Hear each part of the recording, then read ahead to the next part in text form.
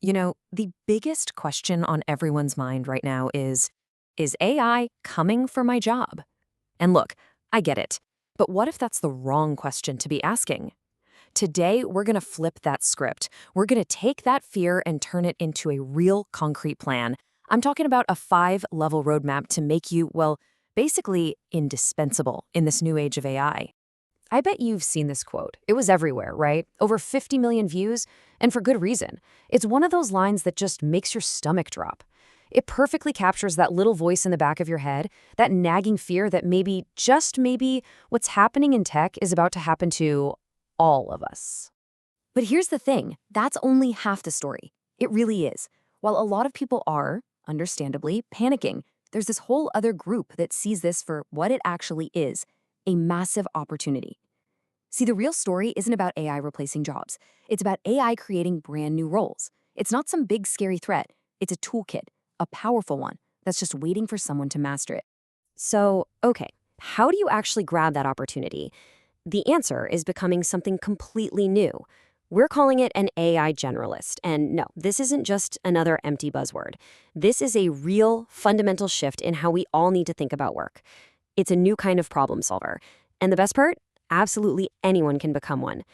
Think about it. For decades, the advice was always the same, right? Specialize. Go super deep on one thing. Become the go-to expert. Well, AI just completely flips that script. Now, a single person, just one person, armed with the right AI tools, can solve problems that used to take an entire team of specialists. We're talking marketing, design, coding, research, the whole shebang. Companies are realizing they don't need 5 different experts anymore. What they need is one person who knows how to orchestrate AI to solve all 5 of those problems. To really get our heads around this, let's use an analogy, the cook versus the chef. Right now, most people using AI, they're cooks. You know the type. They find a prompt online, which is basically a recipe, they copy and paste it, and they get a result.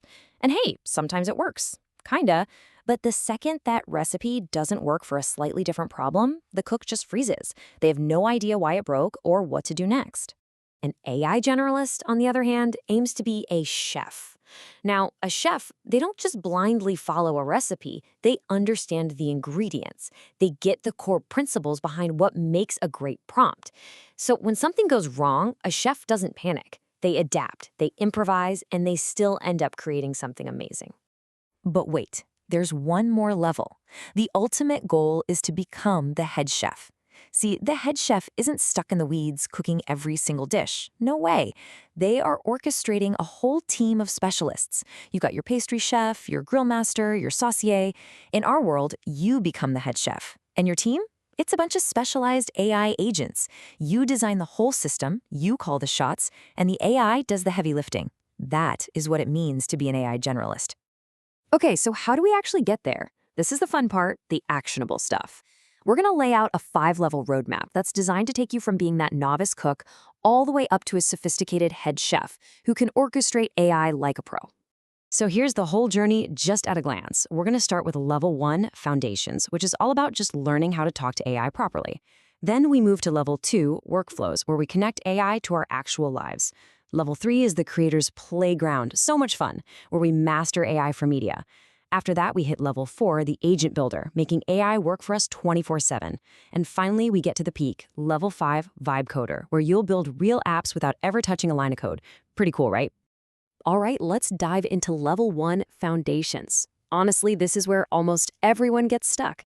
Have you ever done this? You type something into an AI, you get back this totally generic, useless response, and you just think, "Ugh, this thing is useless." Well, here's the secret. The problem isn't the AI. It's us. It's the input. All an AI is doing is predicting the next word based on patterns. So if you give it vague input, what do you think the most likely output is going to be? That's right, vague output. The solution? You have to be incredibly specific. I use this dead simple framework called the PRD method. It just forces you to define 3 things before you even type a single word. First, the problem. What are you really trying to solve here? Second, the role. Who do you want the AI to be? What expert should it act like? And third, the deliverable. What exact output do you need? This little framework turns random guesswork into a powerful, repeatable process. And let me tell you, the difference this makes is, well, it's night and day. Your average cook types in, "Help me write a resume." It's so vague. But a chef, using that PRD method, they get specific. They define the problem, landing an interview at a fintech startup. They assign the AI a role, a hiring manager at a top company, and they ask for a very specific deliverable. The quality of what you get back is just on another planet. Okay, so once you've nailed the foundations, we move up to level 2, workflows. Look, getting a great response once is cool, but to get consistently amazing results, you need one more crucial thing: context. And that means connecting the AI to your own data. We're talking your files, your emails, your company's private documents. This is the moment AI goes from being a fun little toy to a seriously powerful personal assistant. Just look at what IBM did with their internal Ask HR tool. It's a perfect example. They just fed an AI all of their internal HR docs. Suddenly, it could answer any employee question with perfect, accurate context. And the results? They were absolutely staggering. A 75% drop in support tickets, a 40% reduction in the HR budget. I mean, come on, that's the power you unlock when an AI actually knows your world. All right, now things get really fun. We're entering level 3, the creator's playground. So far, we've been mostly talking about text, but a true AI generalist orchestrates everything.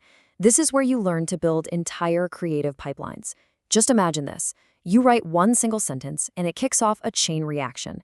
It generates a full marketing strategy, which then creates a dozen branded images, which then gets stitched into a video complete with a custom AI voiceover. You literally become a one-person creative agency. Level 4. This is where things start to feel like science fiction. We're making the leap from chatbots to AI agents. And trust me, the difference is huge. A chatbot is passive, right? It just sits there waiting for you to tell it what to do. An AI agent is proactive. It goes out into the world and gets things done for you, completely on its own, 24/7, even while you're sleeping. But, and this is a big but, this level comes with a really important lesson. Let's look at Klarna, the big payments company. They've replaced 700 human support agents with a single AI agent. And the result? A disaster. Customer complaints went through the roof. The quality, the empathy, it just wasn't there. So what did they do? They hired people back. But, and this is the key, they didn't hire them back to do the old job. They hired them for a brand new, much more valuable job: overseeing, managing, and quality checking the AI agents. That is the new high-value role for us humans.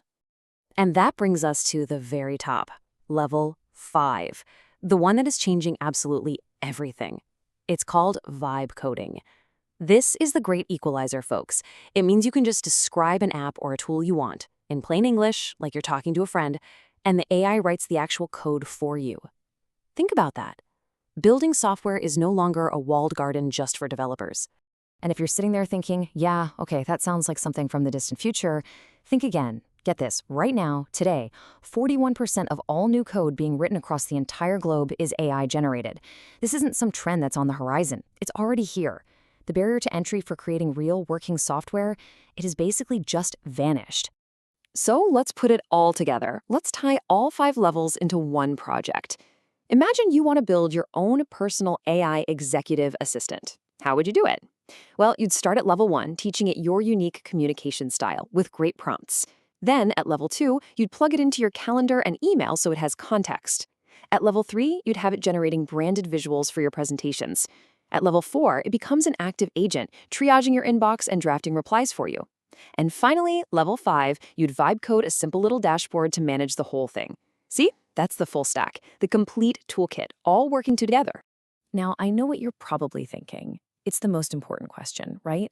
This all sounds great, but how do I actually make money with this? And the answer is something called an arbitrage window. Right now, we are in this massive temporary gap, a gap between what is now possible with AI and what most businesses even know is possible. And that gap, my friends, that is your opportunity. And I'm not talking about vague ideas. I'm talking about concrete, high-value services that companies are absolutely desperate for right now. Things like building automation agencies, doing AI consulting and workflow audits, deploying custom voice agents. I mean, just think about it. None of these jobs even really existed 3 years ago. And today, they are some of the highest-paying roles out there. And this brings us to the final, and maybe the most important, mindset shift of all. In this new AI-powered economy, the good old-fashioned resume, it's losing its power, fast. What matters now isn't a piece of paper that lists your skills. It's your proof of work. It's about what you have actually built. So I'll just leave you with this one question to chew on. When a company has a problem they need to solve, who are they going to hire? Are they going to hire the person with the perfectly formatted resume that says they have the skills? Or are they going to hire the person who walks in the door and says, hey, I saw your problem, and I've already built a working solution for you? That is the power of becoming an AI generalist.